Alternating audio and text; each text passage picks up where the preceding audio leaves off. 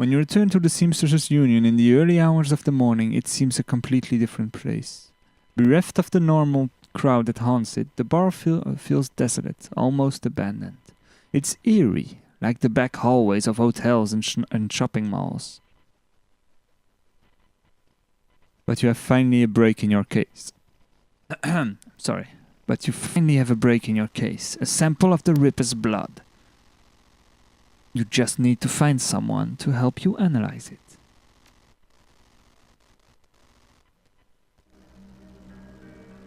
Without its colorful staff, cast of regulars and posing tourists, the Union feels hollow. The front bar and lounge are deserted except for a handful of janitors.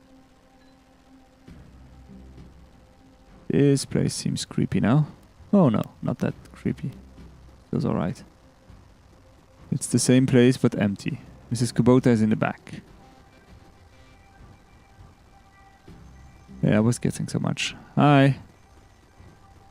Hey, I just swept there. Don't worry. Gathered around the intimate back bar, Mrs. Kubota and her coterie gathered for breakfast, with the lady herself doing the cooking. The smell of soy calf and something resembling sausages fills the room. Hey, it's Mr. Clue and Mrs. Kubota, Coyote, and the other girl. Cherry! I remember names. What's in these sausages? Evening, sir. What's the word around town? Mr. Clue?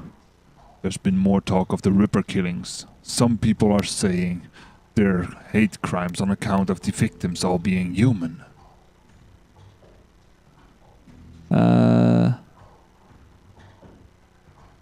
There's more to it than just that. My thoughts exactly. People are just too quick to label something a hate crime. Check the census. The city is still 66% humans. Close your eyes and throw a rock. You're more than likely to hit a human. Doesn't make it a hate crime.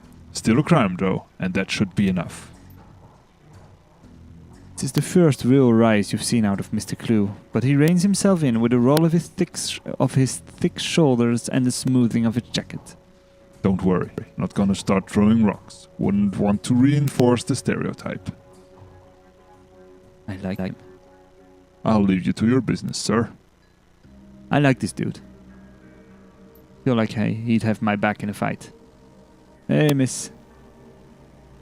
Oh, hey, would you like some... Forgive me, Omei, but you look like hell. It was a long night. She looks you over, noting the signs of your nocturnal activities. Any run you can walk away from is a good run. I agree. Good to be back in one piece. It's good to have you back. I can tell you have been busy, and I can see by the look on your face that there is something you need. Is this about the Ripper? Yes, I found some DNA and I need help analyzing it. That is excellent. I will unlock the piano so you may go downstairs. I am certain someone in the safe house will be able to help you, if they are awake. It is likely that you will visit... It is likely that you will visit the Matrix before the day is done. May I take a sausage? Take the whole plate. Thanks. Yes, I'm ready to transition to a new location, as you so elegantly say. The digital world. You've been doing a lot of legwork on this job, but it's going to require a trip to cyberspace and back to ID the Ripper. The Matrix, the cybernetic analog of Inside the Grid, the worldwide computer network, a digital world, information brought to life. Inside cyberspace, your avatar does all the work while your meat buddies left behind. All around your avatar are pathways to other nodes filled with data. I see counter-intrusion programs and other jacked-in runners. Cyberspace has as many dangers as the meat world, and more. Locked doors, security countermeasures, and black IC that can fry a decker's brain. Every movement you make in the Matrix can be tracked, if you aren't careful. Get dumb shocked out, and your brain gets fuzzy for a bit. Get hit by an enemy decker, and you can die.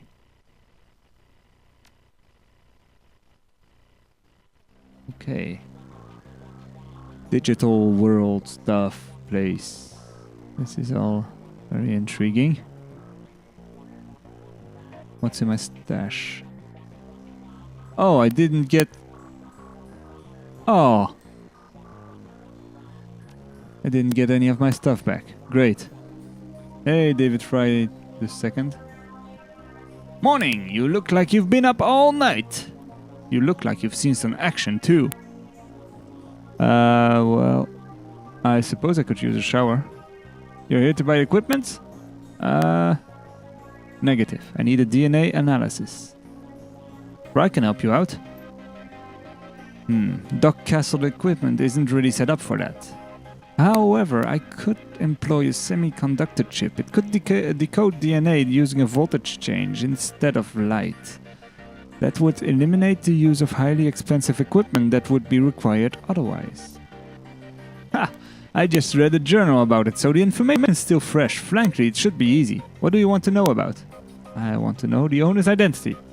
Ah, that's beyond me. All I can get you is the gene code sequence.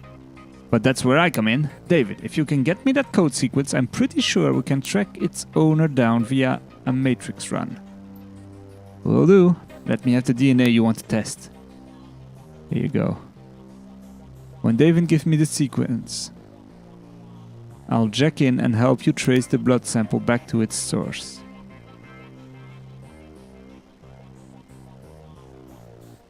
Thanks guys, if this works we may find the Emerald City River. No dreck. Wake up Johnny boy, you've got work to do. And, Sebdao, if you need any gear, I'll be right here. I just got a second wind. Meet you at my rig. Yeah. You need some hardware or software? Let me have a look. What's all this stuff? I don't know what this is. I don't have any decking stuff because I didn't go that way yet. We'll have a look at that later.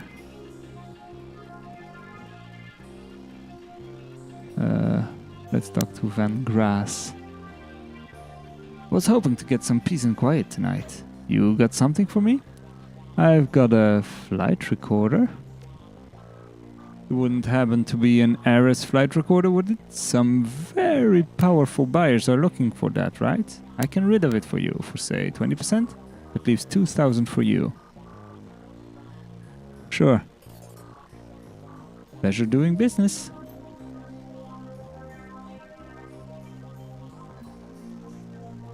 Let's go and talk to this dude. Hey!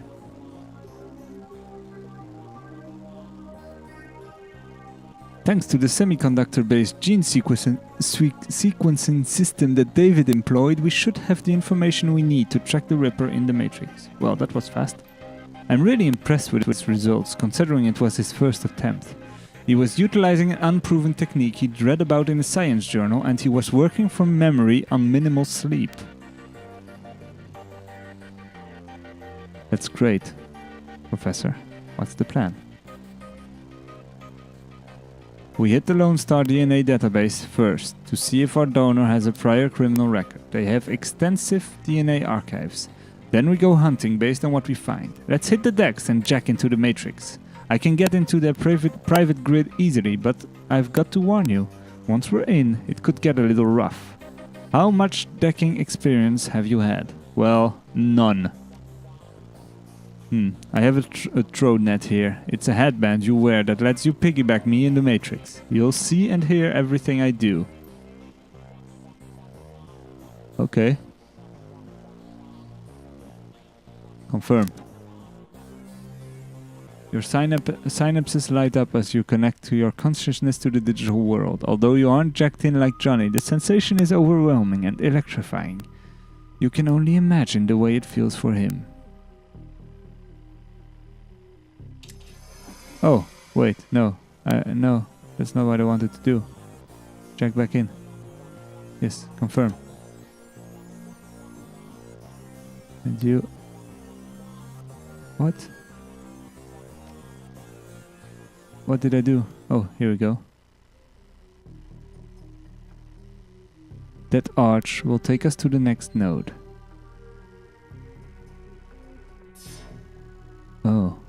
Now what? Lone Star Data Store.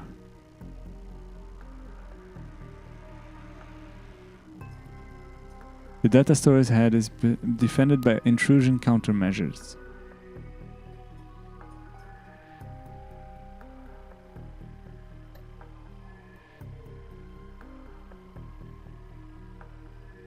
So I need to get rid of those.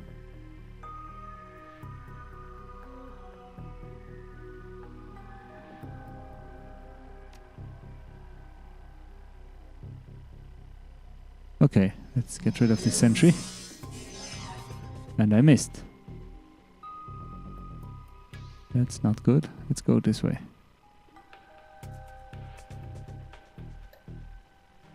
Attack this one. 75 IP damage. I don't know what that means, but I'm doing it.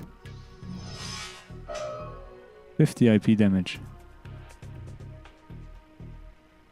This is probably a tutorial because there's nothing happening. Oh, I killed... Okay. Hi. They're moving now.